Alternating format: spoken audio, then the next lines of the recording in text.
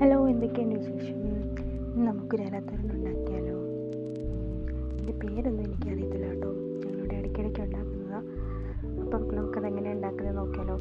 അതിനായിട്ട് ചീര ചെറുതായിട്ട് അരിഞ്ഞിട്ട് അതിലേക്ക് സവാള, പച്ചമുളക്, തേങ്ങയും കൂടി ചെരുകിയത് ഇട്ട് നന്നായിട്ടൊന്ന് മിക്സ് ചെയ്യുക. നന്നായിട്ട് മിക്സ് ചെയ്ത് അത് മാറ്റി വയ്ക്കുക.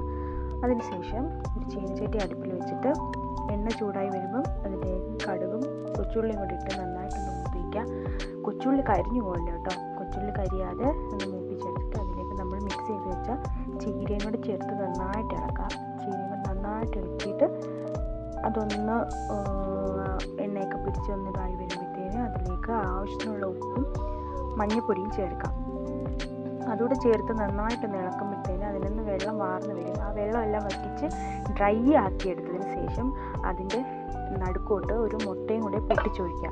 മുട്ടയും കൂടെ പൊട്ടിച്ചൊഴിച്ച് അതും ചീരയുടെ കൂട്ടത്തിൽ നന്നായിട്ട് മിക്സ് ചെയ്യുക. നന്നായിട്ട് മിക്സ് ചെയ്ത് അത് ഒന്ന് ഡ്രൈ ആക്കിയെടുക്കുമ്പോൾ നല്ല നമ്മുടെ ഇലത്തോരൻ ഇവിടെ തയ്യാറായി. നിങ്ങൾക്ക് ചോറിൻ്റെ കൂടെയൊക്കെ കഴിക്കാൻ നല്ല കേട്ടോ. ഞാൻ ചോറും ഇത് മാത്രമാണ് കഴിക്കുന്നത്. നല്ല ടേസ്റ്റാണ്. അപ്പം നിങ്ങളും ഉണ്ടാക്കി നോക്കണേ. ഇഷ്ടപ്പെട്ടാൽ ലൈക്ക് ചെയ്യട്ടോ.